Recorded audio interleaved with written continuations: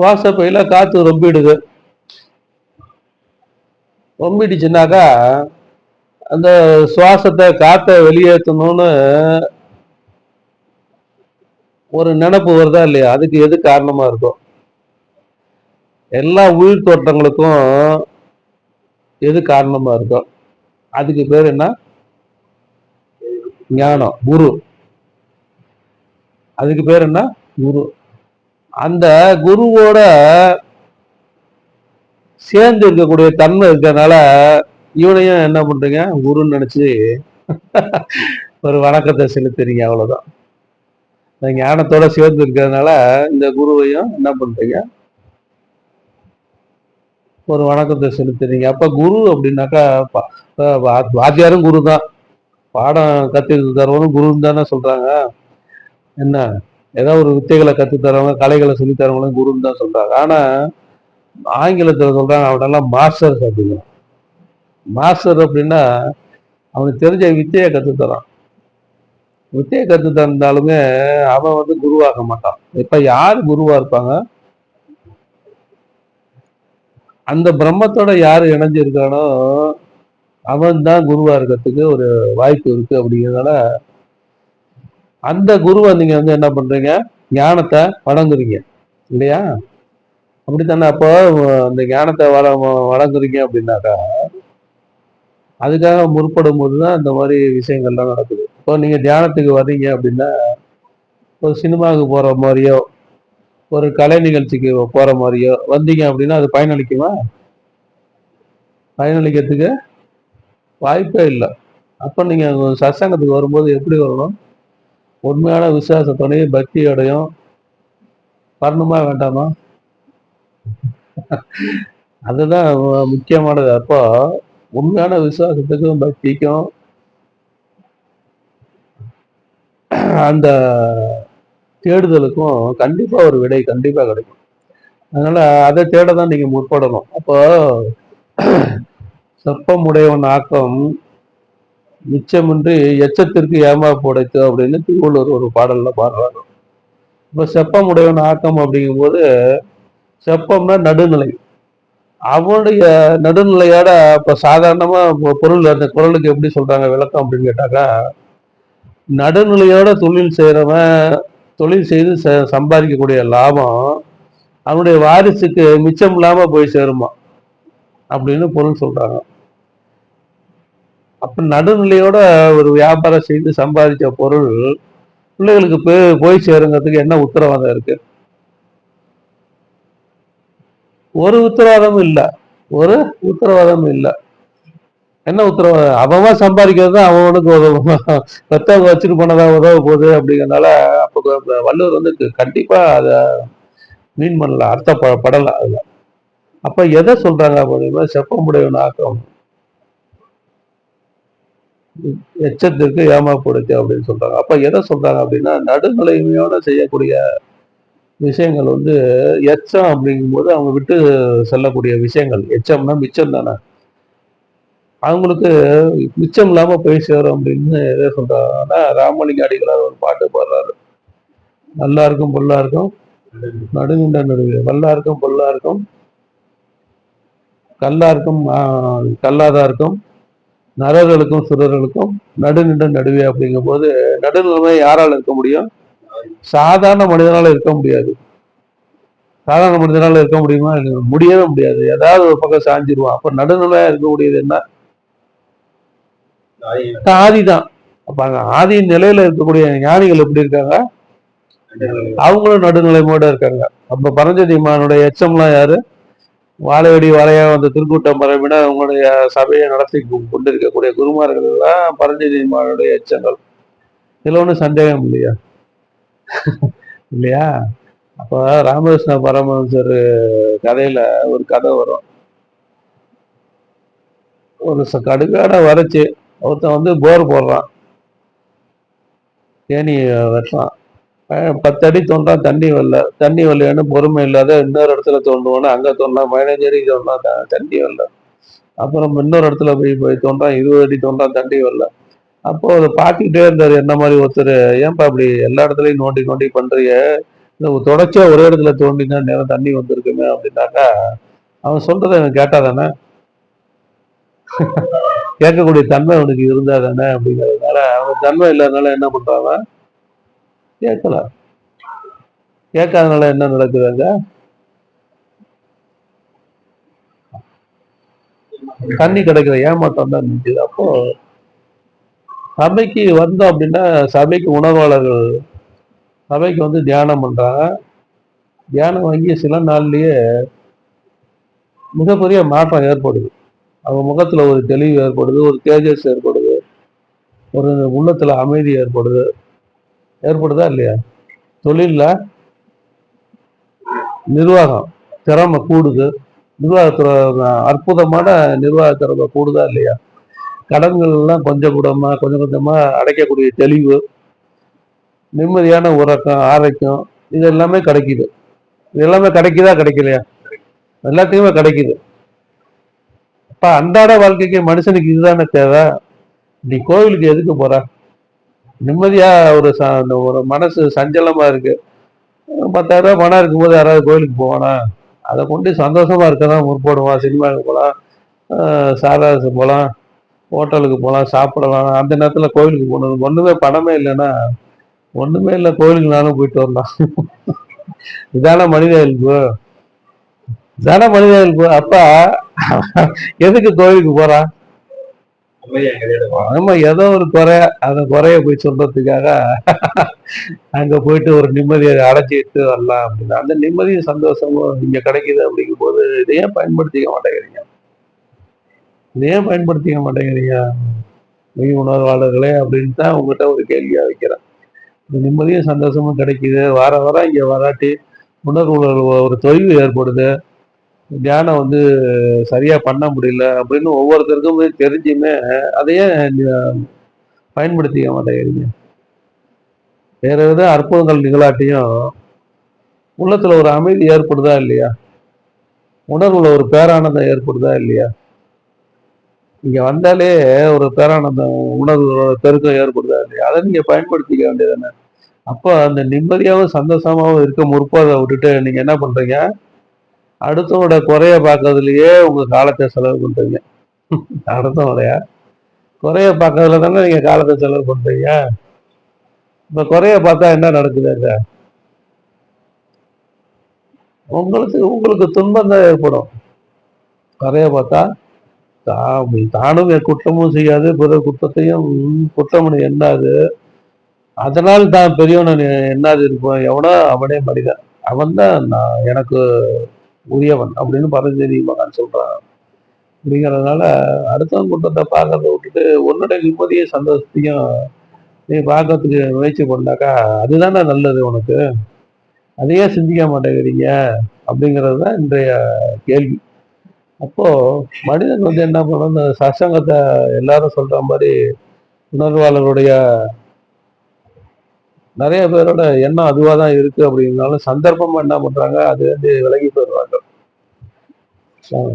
சந்தர்ப்பமா அதுல இருந்து விலகி போயிடுறாங்க. அப்படிங்கறதுனால இன்றையில இருந்தாவது அது மாதிரி இல்லாது நிலையான நிம்மதிக்கும் சந்தோஷத்துக்கும் நீங்க வந்து முற்படணும். முற்பட்டு என்ன பண்ணணும், சத்சங்கத்துக்கு தவறாது கலந்து இந்த நிலையான நிம்மதியும் சந்தோஷத்தையும் அடையறதுக்கு நீங்க வந்து அடையணும் அப்படிங்கிற எண்ணத்தை, இந்த நல்ல எண்ணத்தை சொல்லிக்கிறோம். இதுதான் பாரதியாரும் பாடுறாரு. என்று தனியும் இந்த சுதந்திர தாகம், என்றும் அழியும் இந்த அடிமையின் மோகம், பஞ்சமும் நோயும் மெய்யடியார்களுக்க மெய்யடியார்களுக்கா அப்படின்னு பாடுறாரு. என்ன அப்போ சுதந்திரங்கிறது, சுதந்திரத்துக்கும் மெய்யடியார்களுக்கும் என்ன சம்பந்தம்? அப்ப சுதந்திரங்கிறது அவர் எதை குறிக்கிறாரு பாரதியார்? என்று தனி ஆமா, ஜீவனாகப்பட்டவன் தன்னுடைய அடிமை தளத்திலிருந்து விடுதலை அடைஞ்சு இறைவனுடைய நிலையை தன்னிலையை அடையணும் அப்படிங்கிறது தானே. என்று தனியும் இந்த சுதந்திர அடிமையின் சுதந்திர மோகம், என்று தனியும் இந்த சுதந்திர மோகம், என்று தனியும் இந்த சுதந்திர மோகம், என்றும் அழியும் இந்த அடிமையின் மோகம், பஞ்சமும் நோயும் உன் மெய்யடியார்களுக்கா அப்படின்னு பாடுறாரு. இப்போ பஞ்சமும் நோயும் மெய்யடியார்களுக்கா அப்படிங்கும்போது மெய்யடியார்கள்ங்கிறது யாரு? பக்தி மார்க்கத்துல உள்ளவங்க நம்மள மாதிரி உணர்வாளர்கள்னு வச்சுக்கோங்க. அவங்களுக்கும் சுதந்திரத்துக்கு என்ன சம்பந்தம்? மெய்யடியாரும் சுதந்திரம் வந்து நாட்டினுடைய விடுதலைக்கு சம்பந்தப்பட்டது அப்படின்னு நம்ம எல்லாமே நினைச்சிட்டு இருக்கோம். அதையா பாரதியார் பாடியிருக்காரு. அப்ப பாடினாரு அப்படின்னாக்கா இந்த மெய்யடியாருங்கிற வார்த்தை அந்த இடத்துல வந்திருக்க வேண்டிய வேலை இல்லையே. அப்ப சுதந்திரங்கிறது எதை குறிக்கிறாரு? இந்த 5க்கு அடிமைப்பட்டு நீ வாழ்ந்துட்டு இருக்கிய, இந்த 5க்கு நீ அடிமைப்பட்டு வாழ்ந்துட்டு இருக்க. இந்த 5ல இருந்து உனக்கு எப்ப சுதந்திரம்? உனக்கு எப்ப விடுதலை? எந்த 5க்கு? பரிசோம் சுவை நாட்டம் கேள்வி பார்வைக்கு அடிமைப்பட்டு வாழ்ந்துட்டு இருக்க. உனக்கு எப்பதான் உனக்கு சுதந்திரம்? நம்ம அடிமை அந்த சுகத்தையே பெருசா நினைச்சு அதுக்கு அடிமையா நீ வாழ்ந்துட்டு இருக்க. அடிமையின் மோகம் எப்போ உனக்கு இப்போ ஒளியும்? உன் மெய்யடியார்களுக்கு இதனால நீ அடிமையின் மோகத்துல நீ இருக்கிறதுனால எனக்கு என்ன ஆகுது? நோய் வருதா இல்லையா? அப்படிங்கறதுனால அதுல இருந்து விடுதலை வேண்டும் அப்படின்னு பாரதியார் போடுறாரு. பாரதியார் எதை போடுறாரு? ரெண்டு தனி வந்த சுதந்திர தாகம் அப்படின்னு எதை பாடுறாரு? இதுல இருந்து விடுதலை வேணும்னு பாடுறாரு. அது அந்த பாரதியார் தான் இன்னொரு பாடலும் போடுறாரு. மோகத்தை கொண்டு விடு அல்லல் என் மூச்சை நிறுத்தி விடுகிறாரு. மோகம் மோகம்னா என்ன? ஆசை பேராசையினுடைய உச்சம். ஆசை பேராசையினுடைய உச்சம்.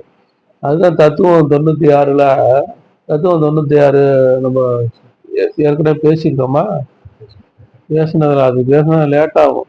ஆனா தத்துவம் 96ங்கிறது இந்தியன் பிலாசபில ஆண்டவனுடைய தத்துவத்தை நம்ம பதஞ்சலிமான் எளிமைப்படுத்தி 20ஆ சொல்லிட்டாங்க. தத்துவம் 96ன்னு நம்ம இந்தியன் பிலாசபில சொல்றாங்க. 96 தத்துவம் என்ன? பூதம் 5, புலன் 5, பொறி 5, ஞானேந்திரியம் 5, கர்மேந்திரியம் 5, கரணம் 4, அறிவு 1, நாடி 10, வாயு 10, மண்டலம் 3, கோஷம் 5, அவசியம் 5, ஆதாரம் 6, ராகம் 8, தோஷம் 3, குணம் 3, வினை 2,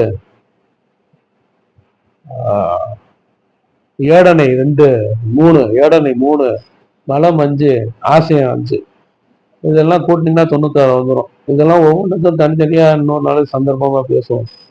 இதுல இந்த ராகமெட்டுல என்ன பண்றாங்க? ராகமெட்டுல காம குரோத லோக மோக மத ஆச்சரியம் என்ன? காம குரோத லோக மோக மதம் ஆச்சரியம் ஆசை பராசனி 8 வந்து ராகம் 8ல சொல்றாங்க. அப்போ அந்த மோகம் காம குரோதம் லோகம் மோகம் அடுத்தது 4வது வர்றது மோகம். இந்த மோகத்தை கொல்லணுங்கிறாரு.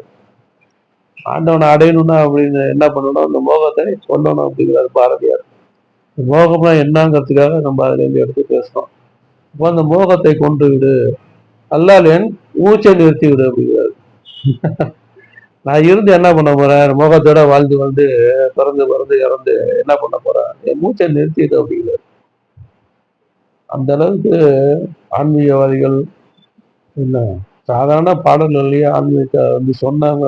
வாழ்ந்த நாடு அப்படிங்கிறதுனால இந்த நாட்டுல பிறந்த நம்ம மாத்திரம் நம்ம அதுக்கான முயற்சி முன்னா நம்ம அடையாமையா போக போறோம். அதுக்கு சிறந்த வழிகாட்டி பரஞ்சோதி மகான் ஞானவழி சாமியார் இவங்க எல்லாம் இருந்து நம்மளை வழி நடத்திட்டு இருக்கும்போது நம்ம உண்மையான ஒரு விசுவாசத்தோட பக்தியோட அதுக்கான முயற்சி செய்தா நம்ம அடைய முடியாமையா போக போகுது. அதுக்கான முயற்சி கம்மியா இருக்குங்கிறது தானே உண்மை. அது உங்க மேல தப்பு சொல்ல முடியாது. லௌகீகம் அப்படி இருக்கிறதுனால லௌகீகம் பிடிச்சி இழுக்கிறதுனால நம்ம முழு மூச்சா அதுல வந்து இறங்குறது இல்லை அப்படிங்கிறதுனால அது தாமதிக்குது. அவ்வளவுதான். தாமதிக்குது அப்படிங்கிறதுனால நம்ம உற்சாக குறைவு இல்லாத அதை அடைஞ்சே தினணுங்கிற ஒரு இலக்கை நிர்ணயம் பண்ணி அதை அடைய முற்பட்டீர்கள்னா கண்டிப்பா அது வெகு தூரத்துல இல்லை அப்படிங்கிறது தானே உண்மை. அதே போல வேற பேசும்போது சொன்னாங்க தன்னிலையில் தானா இருக்கணும் அப்படிங்கிறது. தன்னிலையில் தானா இருக்கிறதுதான் முக்தி. அந்த முக்திங்கிறது வேற எங்கேயும் இல்லை. சொர்க்கங்கிறது வேற எங்கேயும் இல்லை. வைகுந்தங்கிறது வேற எங்கேயும் இல்லை. இந்த ஆதி எப்படி இருந்தது? சுக ஆனந்தத்துல இருந்தது. பிரம்மம் எப்படி இருந்தது? அதனுடைய இயல்பு என்ன? சுக ஆனந்தம். அப்ப பிரம்ம இருந்ததுன்னா என்ன? ஜெகம் இல்லை. ஜெகம்னா என்ன? உலகம். பிரம்மத்திலோட இணைஞ்சு இருந்தீங்கன்னா ஜெகம் இல்லை. ஜெகம் இருக்கா அப்போ? ஜெகமே இல்லை. ஜெகத்துல இருந்தீங்கன்னா பிரம்மம் இல்லை. ஜெகத்துல இருந்தீங்கன்னா, உலகத்துல இருந்தீங்கன்னா பிரம்மம் இல்லை. உலகாயுத விஷயங்கள் தான் உங்களை போட்டு ஆக்கிரமிச்சு அழுத்திட்டு இருக்கோம். அப்போ பிரம்மத்தோட இயல்பு என்ன? சுகம். சுகம். அப்ப ஜெகம் இல்லாட்டி என்ன ஆகுது? சுகம் தானா கிடைச்சி போகுது. அப்ப எப்பப்பெல்லாம் உலகத்தை விட்டு விலகி இருக்கீங்களோ அப்பெல்லாம் சுகம். அதுக்கு தானே உதாரணம் தூக்கம். உலகத்தை விட்டு விலகி இருக்கீங்க, சுகமா இருக்கீங்க. இப்ப தூங்காமல் தூங்கி சுகம் பெறுவது எக்காலம் அப்படின்னா எதை சொல்றாங்க அவங்க? எப்ப பார்த்தாலும் தூங்கிட்டே இருந்தா சுகமா இருக்கு. அது அப்ப எப்ப பார்த்தாலும் தூங்கிட்டே இருந்தா நம்ம கடமைகளை செய்ய வேண்டாமா? இந்த அந்த நிலையை மக்களுக்கு எடுத்து சொல்லணுங்கிறதுக்காக பரஞ்சோதிமான் எவ்வளவு உயர்ந்த நிலையில கீழே இறங்கி சேவை செஞ்சாங்க. அவங்க சுகமா இருக்கிறதுலயே எந்த ஒரு சுகானந்தத்துல திளைச்சி இருந்தாங்க. அவங்க எப்படி கீழே இறங்கி சேவை செய்தாங்க. அப்ப கடமையும் நம்ம செய்தே ஆகணும். மக்கள்கிட்ட கொண்டு போய் சேர்க்கணுங்கிறது ஒரு கடமை தானே. அந்த கடமையை நம்ம செய்தே தானே ஆகணும். அதுல இருந்து நம்ம விலக முடியாது இல்லையா? அப்போ அந்த சுகானந்திலிருந்து விலகி இருந்தாலுமே நம்ம அதுலயே லயமாகி நம்ம கடமையை செஞ்சுக்கிட்டே இருக்கலாம். இமை பொழுதும் மின்னஞ்சில் நான் தாழ்வாழ்க அப்படிங்கும் போது இந்த உணர்வு மாத்திரமே என்ன பண்ணுது? எப்பவுமே உங்களை விட்டு நீங்காம இருக்கு. இந்த உணர்வு மாத்திரமே உங்களை என்ன பண்ணும்? கடத்தேற்றும். வேற எதுவுமே கடத்தேற்றாது. என்னங்க அப்படி சொல்றீங்க? அவன் மந்திரம் சொல்றான், ஜபம் பண்றான், சுலோகம் பண்றான், அவனுக்கெல்லாம் முக்தி கிடைக்காதா? கண்டிப்பா கிடைக்காது. ஏன் மந்திரம் சொல்றான், ஜபம் சொல்றான், சுலோகம் சொல்றான் ஏன் கிடைக்காது? அவன் தூக்கம் தான் தூங்கிடுவான். அப்ப அவன் ஜபமா சொல்லிட்டு இருப்பான்.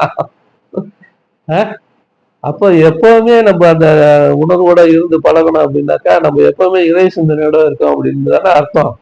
ஏற்கனவே சொன்ன மாதிரி அந்த இறைங்கிறது என்ன? மூணாவது தத்துவம் ஆகிய நாதம் அப்படிங்கிறதுனால அசைவு. அசைவு தானே உங்ககிட்ட உணர்வா இருக்கு. அசைவு தானே உங்ககிட்ட உணர்வா இருக்கு. அந்த உணர்வுங்கிறது என்ன? சக்தி. உமா மகேஸ்வரி, ஆதி பராசக்தி. ஆதியில ஒன்றா இருந்தது, சந்தர்ப்பமா பறந்து விரிஞ்சு பிரபஞ்சமா மாறி போச்சு. அது இல்லாத இடமே இல்லைங்கிறதுனால அது பராசக்தி. அது இல்லாத இடமே இல்லைங்கிறதுனால அதுக்கு பேர் என்ன? பராசக்தி. அது உணர்ந்தா நமக்கு நிம்மதியாகவும் சந்தோஷமா இருக்கதானே போறோம். நிம்மதியாகவும் சந்தோஷமா அறிவின் அறிவால் அறிவும் தெளிவால் தெளிவனும் தெளிவாய் தேர்ந்தது ஞானம். ஞானமே உயர்வு, உணர்வே உயர்வு, உணர்வே அறிவு, உங்களின் அறிவு. அறிவாய் இருப்பது என்ன? அறிவின் அறிவால் என்ன? வேற அறிவா இருக்கு. யாருக்கு அறிவு தெளிவு தேவைப்படுது? அறிவின் அறிவா, பேரறிவோட அறிவு தானே அந்த ஜீவன் ஆகியப்பட்ட அறிவு. பேரறிவு, அறிவின் அறிவால். அந்த அறிவுக்கு தெளிவு, அறிவின் தெளிவால். தெளிவுடன் தெளிவாய் சந்தேகம் இல்லாத தேர்ந்தது ஞானம். சந்தேகம் இல்லாத தேர்ந்தது ஞானம். ஞானங்கிறது வேற ஒண்ணும் இல்லை. எதுல சந்தேகம் இல்ல? அது நீயாக இருக்கிறாய். எதுல சந்தேகம் இல்ல? கடவுள்னு ஒண்ணு தனியா இல்ல. கடவுள்ங்கிறது ஒரு பொருள் வேற ஒரு பொருள் அதை எடுத்து கடவுள் எல்லாத்தையும் படைச்சாங்கிறது இல்லை. எல்லாமே பரிமணித்திருப்பதே, விரிந்திருப்பதே கடவுள் அப்படிங்கும் போது அது நீயாக இருக்கிறாய். அகம் பிரம்மாஸ்மி அப்படின்னு சொல்றோமா இல்லையா வேதங்கள்ல? அது நீயாக இருக்கிறான்னு சந்தேகம் தெளிவடைஞ்சிட்டீங்கன்னாக்கா அதுக்கு பேர் தான் ஞானம். ஞானங்கிறது வேற ஒண்ணும் இல்லை. ஞானங்கிறது வேற ஒண்ணுமே கிடையாது. அதுல ஞானம்னா இதான். ஞானம் அடைதல் வெகு சுலபம். இதெல்லாம் கேட்டாப்ப எல்லாம் உங்களுக்கு எல்லாம் ஞானம் அடைஞ்சிட்டீங்களா இல்லையா? இப்ப கடவுள் ஒண்ணு தனியா இல்லை, எல்லாமே இருக்கிறது கடவுள் இல்லையா? இருந்தாலுமே அது அனுபவத்துக்கு கொண்டு வர்றதுக்கு தவம். அனுபவத்துக்கு கொண்டு வர்றது, அடைந்த பொருளை தக்க வச்சுக்கணும்னா என்ன பண்ணணும்? எப்போ வேணாலும் அது உங்களை விட்டு போகலாம். ஏற்கனவே நான் பேசுன மாதிரி இது கொதிநிலை தான். தண்ணீரோட கொதிநிலை. தண்ணீரை கொதிக்க வைக்கணும்னா விமலா என்ன பண்ணுது? டீ போடணும்னா பாத்திரத்தில் தண்ணியை ஊற்றி கேஸை பற்ற வச்சு கொதிக்க வைக்குது. தண்ணி கொதிச்சுக்கிட்டே இருக்குது. 99 டிகிரி வரைக்கும். 100 டிகிரி ஆச்சுன்னா என்ன ஆகும்? ஆவியாக தொடங்கிடும். 100 டிகிரி ஆச்சுன்னா என்ன ஆகும்? ஆவி ஆயிடும். ஆவியாகப்படும்னா அது போய் கலந்துரும், வானத்துல கலந்துரும். கலந்துருமா கலந்துராதா? ஆனா அந்த அதே போலதான் நம்ம தியானமும் தவமும் என்ன பண்றோம் நம்ம? தியானம் பண்றோம், ஆனா பொறுமை இல்லை. 98 டிகிரி வரைக்குமே தியானம் பண்றோம். அது அந்த கொதிநிலை வரைக்குமே பண்றோம். என்ன இத்தனை வருஷமா தியானம் பண்றோம். இவரு என்னென்னமோ சொல்றாரு, நமக்கு ஒண்ணுமே அறிவுக்கு எட்ட மாட்டேங்குது. நமக்கு ஒரு அனுபவம் ஏற்படல, ஒரு அனுபவமும் ஏற்படல, இறை தரிசனமும் ஏற்படல அப்படின்னு ஒரு சலிப்பு தட்டும் போது என்ன பண்றான், அதெல்லாம் கிடக்குதுப்பா, நம்ம பாட்டுக்கு நம்ம வாழ்க்கைய வாழ்வோம் அப்படின்னு திருப்பி ரொட்டீனுக்கு திரும்புறவங்க எவ்வளவு பேர் இருக்காங்க. நீங்க சபைக்கு வர்றவங்களே தொடர்ச்சியா வர்றது இல்லைல்ல, தொடர்ச்சியா வர்றதில்லை. அப்போ என்ன பண்றாங்க, சபைக்கும் வர்றாங்க. இது என்னப்பா சபைக்கு போய் ஒரு புண்ணியமும் இல்லை, நம்ம எப்பவும் போல சேத்திராடங்களே போகலாம், அதுவே நல்லா இருக்கு, ஒரு சந்தோஷத்தை கொடுக்குது அப்படின்னு போறவங்களும் இருக்க தானே செய்யறாங்க. சேத்திராடங்களே போகலாம், அதுவே ஒரு பெரிய சந்தோஷம். எல்லா பேரும் எல்லாம் தேர்வு பார்த்தவங்க நிறைய பேர் இருப்பீங்க, எல்லாம் இங்கே செய்யறாங்க. அது போல நான் வந்து தப்பு சொல்லலை, அவர் கும்பலை பார்க்கறது, நல்ல ஒரு கும்பல் கூடக்கூடிய இடங்கள்ல, ஒரு பக்தி உள்ள இடங்கள்ல, ஒரு நல்ல ஒரு சூழல் உள்ள இடங்கள்ல உணர்வு பெருக்கம் ஏற்படும். அதை பயன்படுத்திக்கிறதுல தப்பு இல்லை. அதனால கோயிலுக்கு போறது தப்புன்னு நம்ம எந்த காலத்துலயும் சொல்ல போனோம். தெரிஞ்சு போங்க, அங்க உள்ள வைப்ரேஷனை பயன்படுத்திக்கிறதுக்கு போங்க அப்படின்னு தான் சொல்றேன் ஒழிய, இறைவன் இல்லாத இடமே இல்லை, அங்க மாத்திரமா இருக்காரு, எல்லா இடத்துலயும் தான் இருக்காரு அப்படிங்கறதுதான் நம்ம வலியுறுத்தனாலேயே நம்ம நாத்திகத்தை எப்பவுமே பேசவே இல்லை, ஆத்திகத்தை தான் பேசுறோம். பேசுற விதம் வேணா சிலருக்கு சங்கடத்தை விட்டு கொள்ளலாமே தவிர, ஆண்டவன் இல்லாத இடமே இல்லைன்னு தான் சொல்றோம். அப்படிங்கிறதுனால இதுதான். அப்போ சத்சங்கம் நடக்குது. குரு என்றால் ஞானம். இந்த ஞானத்துக்கு காரணமா இருக்கக்கூடிய, எல்லா உயிர் தோற்றங்களுக்கும் காரணமா இருக்கக்கூடியவனுக்கு நெருக்கமா இருக்கக்கூடியவன் ஸ்தூலமா இங்க குருவா வீட்டு இருக்கிறான்னு வச்சுக்கலாம். அந்த குருவை அண்டி ஞானத்தை தேடுறது முக்கியமா. அப்ப இறைங்கிறது என்ன அப்படின்னாக்கா, சிவலிங்கமே நம்ம ஏற்கனவே பேசிட்டோம். காணாத உருவிற்கும் அறிவிற்கும் காரணமாய் நீல் நாகம் அணிந்தவருக்கு நிகழ் குறியாம சிவலிங்கம். யாரு பாடுறா? சேக்கிலார் பெருமான் பாடுறாரு. நீனாகம் அணிந்தவருக்கு நிகழ் குறியாம சிவலிங்கம் அப்படின்னா, அந்த சிவலிங்கம்ங்கிற தோற்றம் எதை குறிக்குது அப்படிங்கிறாரு. காணாத உருவிற்கும். நீ உருவமா கடவுளை யாராவது பார்த்தவங்க இருக்கீங்களா? இல்ல அருவமா தான் யாராவது பார்த்தவங்க இருக்கீங்களா?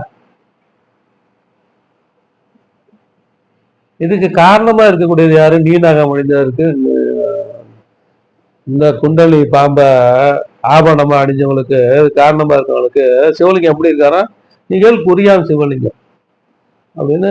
அது ஒரு குறியீடு அப்படின்னு தான் சேக்கிலார் பெருமான் சொல்றாரு ஒழிய, அது ஒரு குறியீடு. அது என்ன பண்ணுது? உங்களை சிந்தனை பண்ண தூண்டுது. எது இறை? ஆண்டவனா இருக்கிறது என்ன? இப்ப யார் பரஞ்சதிமான் பாடினாங்கல்ல, அணுவில் உடைய அணுவாய் விருந்து. அப்ப அந்த பிரம்மா, விஷ்ணு, சிவன் இது எல்லாமே என்ன? எல்லாமே குறியீடு தான். அப்ப பிரம்மாங்கிறது என்னங்க குறியீடு? நான் புகழ்னு சொல்றாங்களே, அது கேள்வி வரதானா செய்யும். ஜீவ அணு, அணுலயே நிறைய இருக்கு. என்ன? பரமாணு, நுண்ணணு, ஜீவாணு, ஜீவ ஆன்மானு, பிரம்மாணு எல்லாமே இருக்கு. அது வேண்டாம். ஜீவ ஆன்மானு, இந்த ஜீவ ஆன்மானு ஒவ்வொரு அணுக்குள்ளாரும் என்ன இருக்கு? துணிவு நினைவு நாத ஜோதி இல்லாத அணுவே இல்லை. துணிவு துணிவு நினைவு நாத ஜோதி இல்லாத அணு எங்கேயாவது இருக்கா? யாராவது சொல்லுங்க. இதுக்கே விடுவோம் நம்ம, யாரையும் சொல்ல முடியாது. ஒவ்வொரு அணுக்குள்ளாரையும் துணிவு நினைவு நாதம் ஜோதி இல்லாத இடமே இல்லை. அப்ப அது துணிவு நினைவு நாதம் ஜோதி இருக்கிறதுனாலதான் அது என்ன பண்ணுது? தன்னை உணர்ந்து இயங்குது. இயங்குதா இல்லையா? மையத்துல நியூட்ரான் இருக்கு, எலக்ட்ரான் புரோட்டான் சுத்தி சுத்தி வருது. அப்ப நான் இருக்கிறேன்னு வர்றத நினைவு இல்லாது அந்த இயக்கம் எப்படி வரும்? வராது. அப்படிங்கிறதுனால துணிவு நினைவு நாதம் ஜோதி வந்து ஒவ்வொரு அணுக்குள்ளாரே இருக்கு. அதை நிறைய சந்தர்ப்பங்களை நம்ம பேசியிருக்கோம், இல்ல பேசியிருக்கோமா இல்லையா? அப்ப அந்த துணிவு நினைவு நாதம் ஜோதிங்கிறதுக்கு எத்தனை முகம்? 4 முகம். துணிவு நாதம் ஜோதி 4 முகம், அதான் 4 முகம் பிரம்மன். அப்ப அந்த ஜீவ அணுக்குள்ளார அந்த 4 இருக்கு. அந்த ஜீவ அணுக்குள்ளார ஒரு அறிவு இருக்கு. என்ன அறிவு இருக்கு?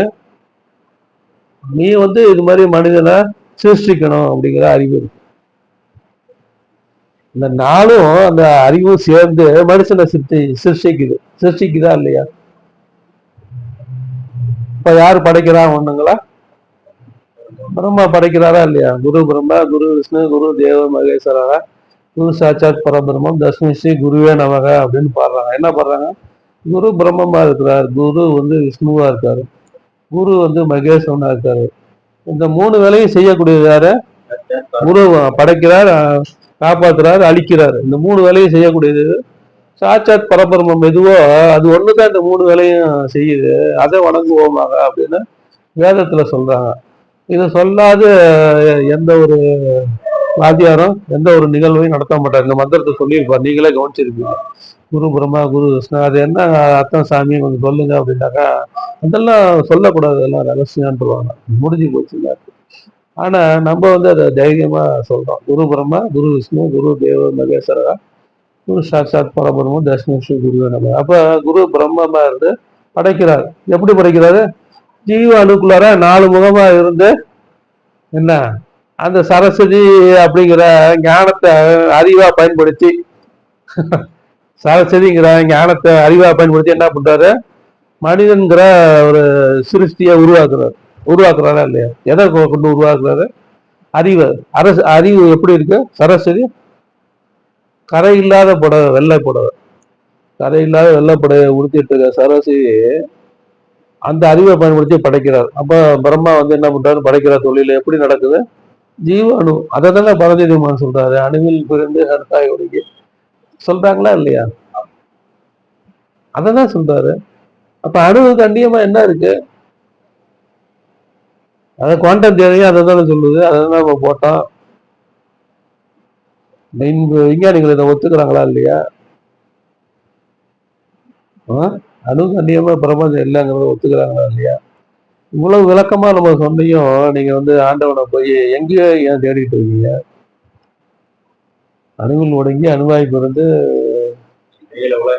ஆனது அணுவை தரித்து அணுவை தொடுத்து அதில் உருவானதுன்னா, அப்ப விந்துங்கிறது என்ன? அணு. நாதங்கிறது என்ன? அது ஒரு அணு கரு. அதை தொலைத்து அதில் உருவானது தானே நாம். ஆகையினால இப்ப நாம் அப்படின்னு நம்ம மனித பிறவியா இருக்கக்கூடிய எதுல இருந்து வந்தோம்? ஆதியில இருந்து தானே வந்தோம். அப்போ இந்த ஆதிய பிரம்மா என்ன பண்ணிக்கிறார்? படைக்கிறார். அவரை யார் காப்பாத்துறா? விஷ்ணு. விஷ்ணு என்ன பண்றாரு? ஆளிலையில சயனிக்கிறார். அப்படித்தானே படம் போட்டிருக்காங்க. பார்க்கடல்ல ஆளில சயனிக்கிறார். அந்த பார்க்கடல்ங்கிறது என்ன? எங்க இருக்கு? மூளை. போகா புனல்னு கேள்விப்பட்டிருக்கீங்களா?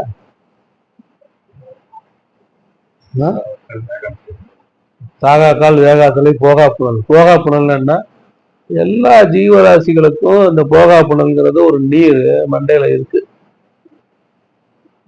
நீருக்கும் உடம்புக்கும் தொடர்பு எது மூலயமா ஏற்படுது? அந்த நீர்ல மிதந்துட்டு இருக்காது, தனியா இருக்கும். மண்டக்குள்ள தனியா இருக்கு மூளை. அதுக்கு பேர்தான் அது எல்லா ஜீவராசிக்கும் அந்த நீர் எப்பவுமே போகாது. அது போச்சுன்னா உயிர் போயிடுச்சுன்னு அர்த்தம். அதுக்கு பேர் தான் போகா புனல். அதுல விஷ்ணு என்ன பண்றாரு? இந்த உடல் இயக்கத்துக்கெல்லாம் காரணமா இருக்கு. என்ன பண்றாரு? இயக்கிட்டு இருக்காரு. அப்ப ஊட்டியில போய் மேல நின்று ஒரு பள்ளத்தாக்க எட்டி பார்த்தா எப்படி இருக்கும்? நீல நிறமா இருக்கும். நீல நிறமா இருக்கும். நல்லா யார் போய் பார்த்தாலும் தெரியும், அது நீல நிறமா இருக்கும். மிஸ்ட் இல்லாட்டி நல்லா தெரியும் அந்த நீல நிறம். மிஸ்ட் இருந்ததுன்னா வெள்ளை வெள்ளையா தெரியும். ஐயா ஐயா சொன்னாங்க ஒண்ணுமே தெரியல, அவர் பொய் சொல்லிட்டாரு அப்படின்னு என்ன திட்டாதீங்க. மிஸ்ட் இல்லாத இருந்ததுனாக்கா கண்டிப்பா நீல நிறம் தான் தெரியும். அப்போ அணுக்களின் வியாபகம் என்ன? நீளம். அணுக்களின் வியாபகம் எப்படி கண்ணுக்கு தெரியுது? நீளமா தெரியுது. அப்ப விஷ்ணுவோட படத்துல பாத்தீங்கன்னா நீளமா இருப்பாரு விஷ்ணு. அணுக்களின் ஞாபகம் அவரு அந்த விஷ்ணு உங்ககிட்ட இருந்து என்ன பண்ணிருக்காரு, இடைக்கால சர்க்கார் இதை நிர்வாகம் பண்ணி உங்களுக்கு நடத்திட்டு இருக்காரு இல்லையா? இருக்காரா இல்லையா? அதான். குரு தேவ மகேஸ்வரா. அப்போ கடைசியில இருந்து உங்களை சம்மாரம் பண்ணக்கூடியவர் மகேஸ்வரனா இருக்காரு இல்லையா? இந்த 3 வேலையும் செய்யக்கூடியது யாரு? குரு சாட்சாத் பரபிரமம். பரபிரமமா இருக்கக்கூடிய எவன் ஒருத்தனோ அவன்தான் இந்த 3 வேலையும் செய்யறான். அப்ப இந்த 3 வேலையும் செய்யறவன் வந்து என்ன பண்ண முடியாது? அவன் ஆண்டவனை அடைய முடியாது. அவன் ஆண்டவனை அடைஞ்சிட்டான் அப்படின்னாக்கா இந்த தொழில் எல்லாம் நின்று போயிடும். இப்ப யார் அந்த தொழிலை செய்வாங்க? யாரும் செய்யறதுக்கு ஆள் இல்லைல்ல. அதனால அவனாலேயே அடைய முடியாது, தேவர்களாலும் அடைய முடியாத விஷயத்த அடையக்கூடிய பாக்கியத்தை பெற்ற மனிதனே, நீயே அதுக்காக நீ முயற்சி பண்ணாம இருக்க. அவனே அதை அடைய முடியாது. அதுக்குதான் அடிமுடி காண ஒண்ணாத இறைவன் அப்படிங்கிறாங்க இல்லையா? அப்ப அந்த இறைவன் யாரு? இந்த 3க்கும் காரணமா இருக்கக்கூடிய எவனோ அவன் தான் அந்த இறைவன். அவன் தான் அந்த ஆதி. அவனை அடைய முற்படுங்கள். குருவை அடைஞ்சும் குருவை வந்து பயன்படுத்திக்காதவன் தன் வாழ்நாள ஏமாற்றத்துக்கு தான் உள்ளாவாது. எந்த விதமான சந்தேகமும் இல்லை. ஏதோ ஒரு குறையினால குருவை என்ன பண்றீங்க நீங்க ஃபாலோ பண்ணல. குருவை ஃபாலோ பண்ணல அப்படின்னா யாருக்கு நஷ்டம் அப்படின்னாக்கா, குருவை அடையாதவங்களையும் குரு சொல்றதை கேட்காதவங்களுக்கும் என்ன நஷ்டம் அப்படின்னாக்கா, அந்த இளநிலையை எந்த காலத்திலையும் அடைய முடியாது. அதனால இன்றையில இருந்தாவே என்ன பண்ணுங்க, நீங்க எல்லாருமே சத்சங்கத்தையும் குருமாரின் போதனைகளையும் நாங்க சொல்ற விஷயங்களையும் பயன்படுத்திக்கிட்டு ஞானத்திலையும் தவத்திலையும் முன்னேறி அறிவுல ஒரு பெருக்கத்தை ஏற்படுத்தி அதுதான் நானா இருக்கேன், நான் தான் அப்படிங்கிறத அந்த சிந்தனையில ஒரு தெளிவை ஏற்படுத்தி அது இறை நிலையை எல்லாரும் அடையணும் அப்படிங்கிற நல்ல ஆசையை சொல்லிக்கிறேன்.